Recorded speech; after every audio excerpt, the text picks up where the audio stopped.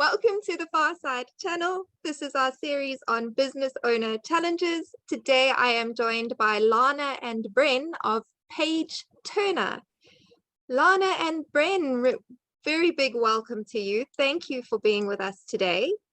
Tell me more about what Paige Turner does.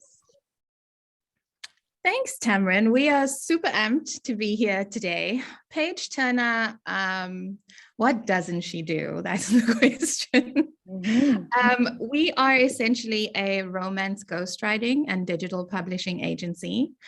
But I think we spend so much time crafting our brand that we hope to take it further than that. And we have some very exciting, just to drop a little tidbit in the pool, very exciting partnerships coming up where we're looking at branching out further than the ghostwriting and digital publishing. But right now, that's our baby. And that's what we love doing. We love words. We love romance. We are sex positive. So that's Paige, Paige in a nutshell, yeah? That's really interesting. Yeah. I mean, it's not every day people meet a ghostwriter because, well, I suppose you're not even supposed to mention the fact that that's what you do, and you can't admit when it's your work on a shelf, can you? So it's not a common thing to come across a ghostwriter. So it's a very interesting profession. And how long have you been doing it? I mean, Bren's been writing for more than a decade, right? You've been doing ghostwriting. Yeah. Non-ghostwriting that I'm not allowed to read. And I've been doing marketing also for more than a decade. And Paige was born about 2 years ago. The idea of her. And she came into our lives. Yeah. And what led you to this point? Because if you were in marketing and Bren's been writing, I assume, for other people, what led you to create your own Page? Other people actually is the answer to that question. Done with other people. And like we do most things in life, whenever we come across sort of an obstacle or a challenge, our initial response is always, we can do this better. And that was pretty much because we were on and Lana was frustrated, I was frustrated, and then we reached that we can do this better point and make things better for people in our positions, which is the freelance world. And also, how do we dismantle the patriarchy, in a fun way? And that was pretty much it. Frustration with having to frustration. And knowing that we could find a better solution, a better way to do things, but also have fun. I think that's it. We wanted to kind of prove, to everyone else, but also to ourselves that we could, build something and be professional without selling out. So without giving up fun, without giving up joy, without giving up our personalities. And that's I think we should mention we were on that question. We were fed up and we were broke. And we were like, we need to do something. That was if we're gonna be broke anyway, we might as well be happy. So 60% of that call was just the two of us complaining to each other, like, oh my goodness, I'm so tired of this and blah blah blah. And then that question came up, like, why can't everybody just do what they love and be fine? Have money, have freedom, have what, why is the world built in such a way that you have to sort of subject yourself to a boss? Sorry to all the bosses out there and people who have bosses. I mean, each to their own, but we aren't built that way. And maybe we should give some background. We're sisters. We grew up together. And also we grew up in a household that, our parents really loved books and encouraged reading. So that's been a part of our childhood. And a lot of our lives happen through books, right? The milestones, it's all tied to what you were reading at that point in time. So for us, The original dream was to open up a secondhand bookstore, right? But this was also, there was a pandemic. We didn't have cash to open up a secondhand bookstore. And we had the skill set, and we just decided, I think it was Christine who mentioned it in her Business Builder talk that we attended, when you have that moment and you decide to bet on yourself. And that's what we did on that phone call. And then the gods kind of took over, and for some reason, like that, when things worked out. Yeah. That's very exciting. Really. It's nice when it works out, hey. Well, touch wood. We don't want to jinx it. Well, I know you guys have done very well for your first 2 years of business. I think you've learned a lot from what you've told me before. So what would you say so far has been your biggest challenge in creating this dream of yours? Other people. No, I'm joking. I'm joking a little bit.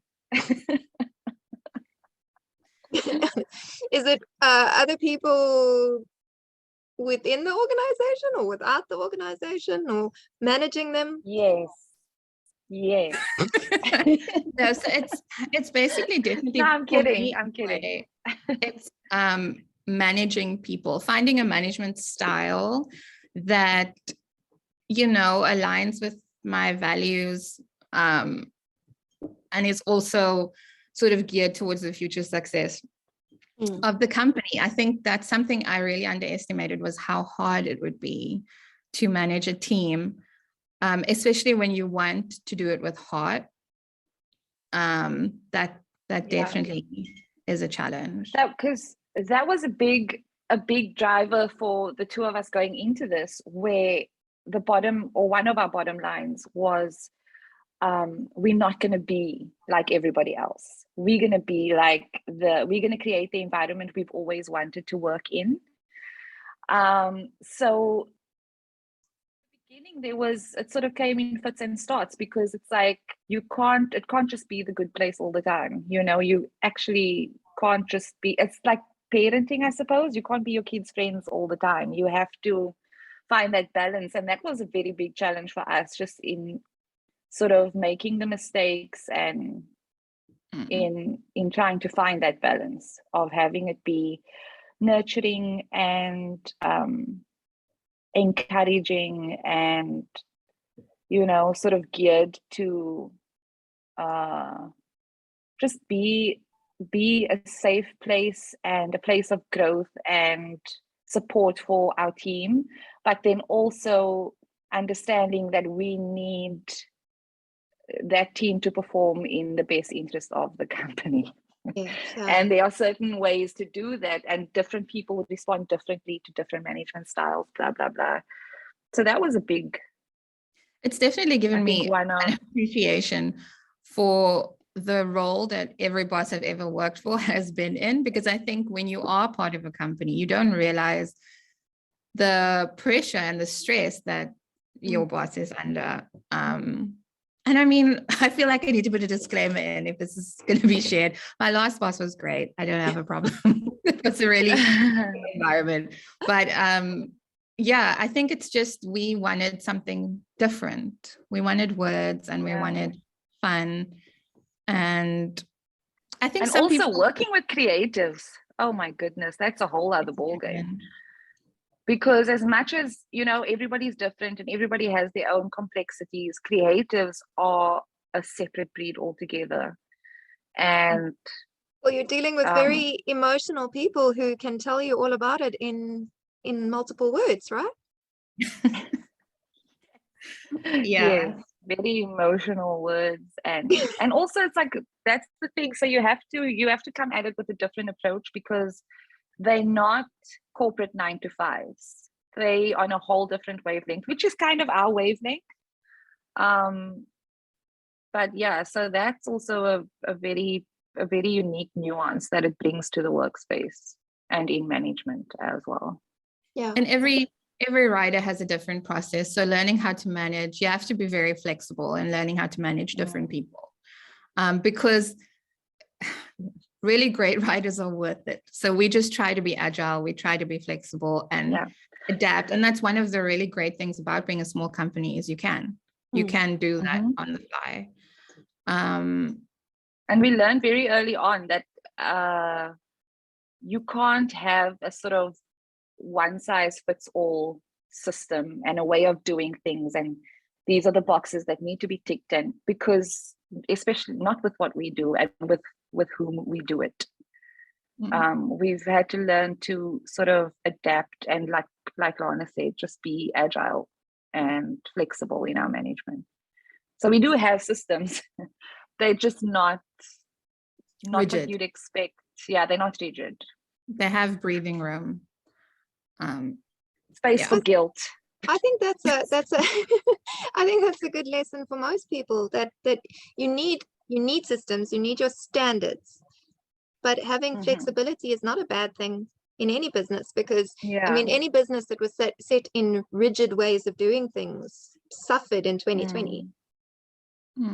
As the whole world turned upside down. If you couldn't work out a different way of doing things, then you would have folded. So I think that's a good lesson, regardless of your business type. You know, the fact that you're dealing with creatives might make that an absolute necessity every day, but I think having that lack of rigidity is a good thing, no matter what you're in. Being able and I think that that has actually turned into a strength of ours, that just to speak on that whole challenges thing, because one of the bigger challenges on my part was that I don't have any formal qualifications in terms of business. So, and I was joking before, but not really, when I said we wing everything, but that's pretty much, but doing things on the fly with Paige Turner has been such a huge learning curve, and has actually turned into a strength for us, our ability to adapt and to respond to challenges. So we'll knock our heads, we'll make a mistake, but we'll bounce right back and we'll come back stronger for it, because we'll then have a plan in place and, you know, be changed for the better. So I definitely don't think sorry. No, it's good. I would have just gone on till next Wednesday. Okay. So I think that's the thing when you're starting a business, I think don't come in with these preconceived ideas of how it's going to go, because it's not going to go that way. And it's not something that we had to learn very quickly, is that failure isn't personal. You take it, you get up and you move on and you adapt. Just keep adapting. And if you come in rather with the student mindset, instead of I have all the skills for this, I'm meant for this, rather just come in and come to learn. That's what I actually meant. That's what I actually meant, like when I said that it turned out to be a strength, because that was something that I felt very sort of imposter syndrome about. Like, I have no quality, I don't know what I'm doing. How dare I want to start this business? But because I knew nothing, it changed the way I looked at our failures. I don't even want to call it failures, because it was, I said, learning curves. You know, you take what you need from it, and then you move on, and you are better. Absolutely. See, I have to butt in, because first of all, I would say, and I'm making up the statistic, but from the people I've spoken to, very few people actually have business qualifications when they open a business. My guess would be about 80%, 85% of small business owners have zero business qualifications at all. They have no idea what they're doing. That's wonderful. Which is terrifying, because you think, oh, I'm good at this thing, like writing or marketing, or for me, accounting. I'm good at this thing. I'll be good at running a business centered around that thing. But that's not how it works, because the business is running a business is different to doing your skill. It's different to providing your service. It's a whole skill in itself. And to encourage you, it's one you learn, and you're learning it exactly the way you should, which is you look at what went wrong and you analyze it and you go, okay, next time we do it this way. And I spoke to one of the few who the other day I had a chat with someone who actually did have a business qualification. They were qualified in economics and marketing and all sorts. They were ready, for business ownership. And they said actually that was also a negative for them, because they came in with a preconceived idea of how business works, with this academic knowledge that this is how business works. And business doesn't match what's in your textbooks. So, if you go do a BCom or any form of business degree, I promise you, when you run your own business, you're going to find it's not the same. There are principles that apply and there are things that will be useful, but it's not the same. So I think you guys, that's a really good example of how you grow as a business owner, is you just wing it and then learn. Yeah, be open to the learning. And it's just so funny that you mentioned you take the thing that you're good at and you build your business around that. Because if I'm the writer, Lana's the marketer, how much writing and marketing have we done over the past 2 years? Close to 0%. Right. Because it's like, because running a business is a full-time job. Yeah, it's why the title CEO exists. That's their job, is to run the business. So yeah, it's a very, very complex thing to grow a company and then manage it, as you've discovered with. And I mean, you guys leapt straight into having a team. So most people, if they start a business, they kind of try and provide a service themselves. Yes.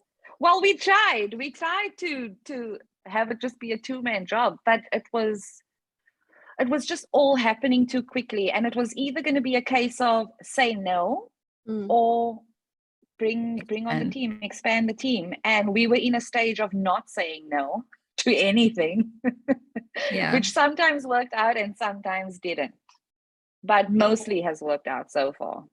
Good. Yeah, I suppose that's another lesson to learn. Hey, when do you say no? There are times then it's the right thing to do. What would you say is the biggest business building challenge you're facing right now that you haven't quite overcome yet? Other people. Bren. I'm joking. Not really, are you? I had to. No, I had to. It was there. Currently facing. I think it's definitely the management styles, but also a balance, personal and work. So for me anyway, I physically am supposed to find that balance. So I was diagnosed with lupus when I was 29. And as anybody who has an autoimmune disease knows, it's very unpredictable. And when you ignore your limit, your body's like, hang on, I'm actually going to make you pay attention to this right now. So that you'd think I would have learned by now, but that's still something I'm struggling with, is that balance between rest, work, and especially when you're doing something that you love and it means so much to you, you want to give everything to it. So it's like, when do you take that break? I read something about that the other day. This person saying, you know the saying, do what you love and you'll never work a day in your life.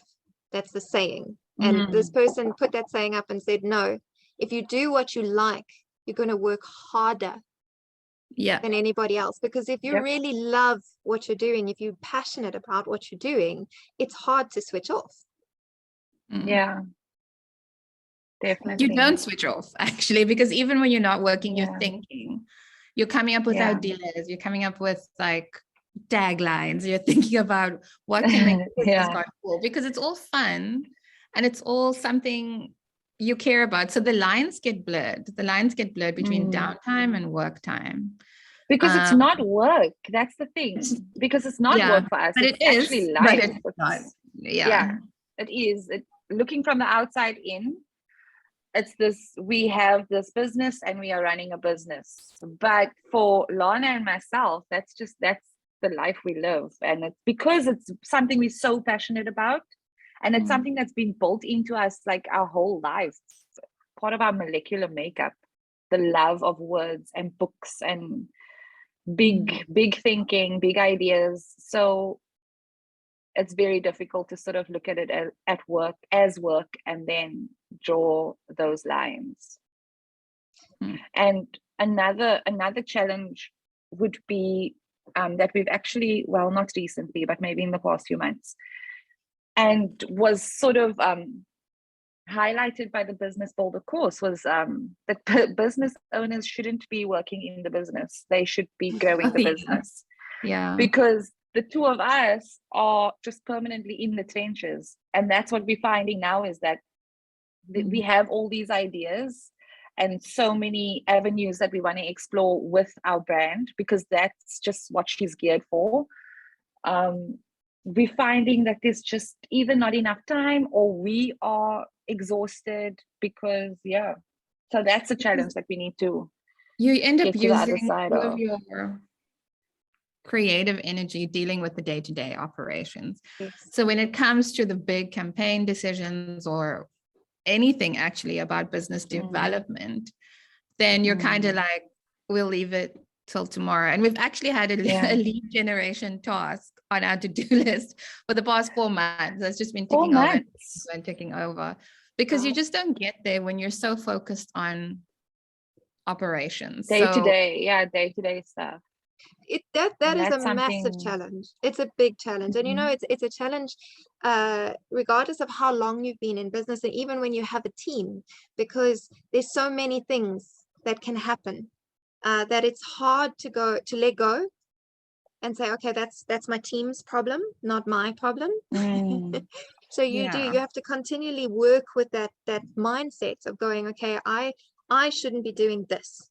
This is not my role in this business. My role is to look after the business, not to be inside it.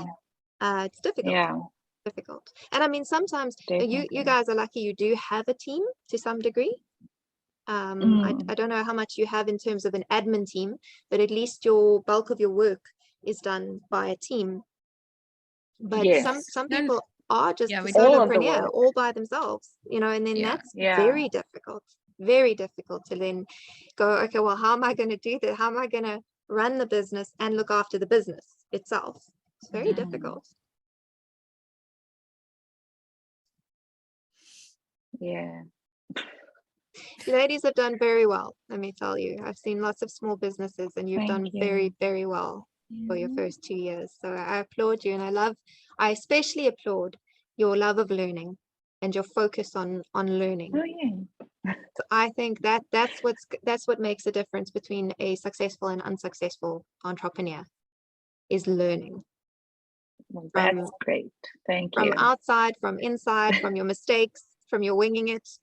But that's what makes you successful. My love of learning is a trauma response, because it's like wait, I had it in my head and then it left. Anyway, but it's because I know I don't know, and I don't want to not know. So you want to know all the things. All of the things, exactly. Oh, well, Bren, I know you've got multiple degrees, correct? No, I have one. And then 1 degree, and then I've got sort of like certifications and diplomas. There we go. Multiple qualifications, I should say, then, because you just can't stop learning. Okay. It's a good thing. It's a very good thing. Yeah. So, ladies, as my last question to you today, what already? Yes, already. What piece of knowledge would you, I'm going to actually combine it. It's 2 questions. So in one, what do you wish you had known when you started? So something you know now that you wish you'd known before you began, and that piece of knowledge that you would impart to someone about to start a business. What would you say to them they need to know before they begin? And they can't be the same thing, obviously. It can be the same thing. Okay.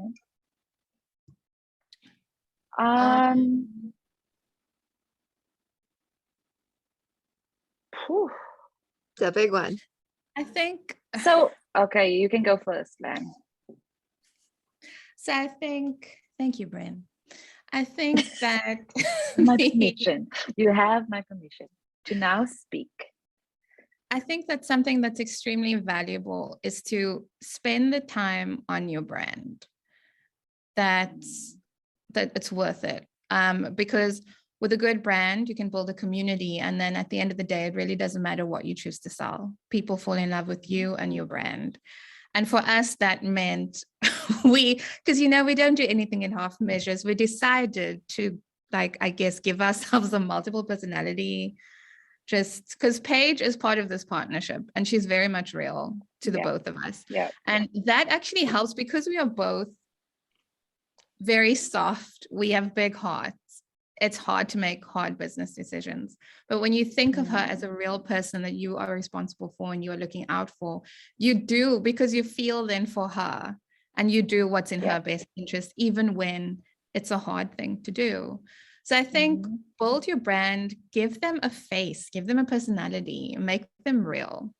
That way, not only for marketing, because your marketing will always have a consistent tone, voice, and feel, but it also helps you with your decision making, who to partner with, who would she partner with, what would she like to do? I would say that's a very helpful step. That I always say that is very lateral thinking, very, and exceptionally valuable, because very few business owners realize that their business is another entity. It is separate from them. We feel so connected to it. We feel like we are the business, or it's an extension of ourselves, and to some degree it is, but it's another entity of its own, and it's actually our role to look after it, to protect it, to grow it and do what's in its best interest, and we forget that. So I think that's really good advice, actually, for someone who's starting out. Yeah. Bren, what's yours? I'm still thinking about what I wish I'd known going in, but what I think one of the most valuable things that we took into this with us, that new or people about to start a business should definitely know, is their why. They should know, but it should be sort of like built in, not just on paper. They should know their why they are doing what they are doing, and why they need to take up the space that they are planning to take up. Because once you start, there's just, you're going to be navigating sort of like a labyrinth of negativity, of naysayers, of people trying to pull you down. Of the thing is, everybody cannot like what you are bringing to the table. That's just a reality. You can't let the people who don't like what you're doing sort of affect the thing that you are doing. And it's easier to do once you sort of buckle down into why you are even here in the first place, because then it's easy to say, I acknowledge that I'm not for you, but you are not why I'm here. I'm here for these people, kind of a thing, because it does get to you, when people are like, when people pull their noses up, or they judge you, or especially in our field. Yeah. So, and then you start questioning yourself and whatever, but that will happen less if you drill down to why you even exist. Yes. Your business, takes you through the hard times. Yes. Yeah, and it also changes the way you come at things, and the way you even present your brand. And Apple is a good example of that. I don't know if I can say Apple on here, but just in terms of a brand that knows their why, they don't need to explain themselves. They can sort of create or offer any product, and it can be the stupidest, most expensive and user-friendly thing to ever exist, but we'll buy it, the market because we love them. Every single person on this planet will buy it. Yeah. And that's a brand that knows their why, And coming from, I know what they're doing from a marketing perspective, but I let myself fall for it because I love their brand. So it's like, But you say I that, mean, how can you buy a phone? How can you buy a phone and you don't get a charger with it? You know? And then I'll be like, I bought their phone. I'll get the charger. I'll pay extra for the charger. That's fine. it's crazy, eh? I've got a pricing guru as well that I've learned pricing techniques from, but and he also references Apple, and he also says now he knows exactly what they're doing with their pricing. They give you these options, and you go, if you're going to buy something, you get the 3 options. There's different sizes, they're different prices, and you always go into the Apple store or the iStore planning to spend a certain amount, and you come out spending 3 times as much because they know what they're doing, and he knows the techniques they're using, and they work on him. And he's still full. Because you just enjoy it. They make their brand. It's just, I mean, they make you want to be a part of it. They want to be a part of their story, because that's the thing. They're not selling a product. They're giving you an experience, and that comes from a lot of Because definitely know your why. And just kind of touch. It's important to touch on what Bren said. It's important to remember there's that saying that goes, you can be the sweetest peach around, but there'll still be someone who doesn't like peaches. And that's okay. And that's okay. You are not for everyone. You are not for the masses. So find your community, find your people, because that's how you build like an empire. Well, that's what we hope to build anyway. I love that. Thank you. Ladies, that's amazing. Thank you. Is there anything you want to throw at people before we sign off? Any gold nugget of information? Do the thing. It's never the right time. You'll never have the right amount of savings in the bank. You'll never be ready. Have everybody supporting you. Just do it anyway. Just do it. Yeah. The patriarchy must fall. That's what I'm Feel the fear and do it anyway. That was a big lesson that I learned. Do things afraid. Because you can do hard things. Just because it's hard doesn't mean you should avoid it. Yeah. Lovely. Thank you. And if anyone is watching and they want to reach out to you, whether it's for ghostwriting and publishing services, or maybe they just want to connect because they want to discuss taking down the patriarchy. Apparently this is quite important to you, Bren. So if they do, they want to chat, all of it. How should they connect with you? We would welcome them to the Paige triarchy with open arms. They can contact us at info@pageturnerromance.com, or they can connect with either of us on LinkedIn. Lana Wessels, Bren Bradley. I will put the links under the video so that they can just click on them and find you. Cool. And thank you very much for joining me today, ladies. It was really lots of fun. Thanks for having us.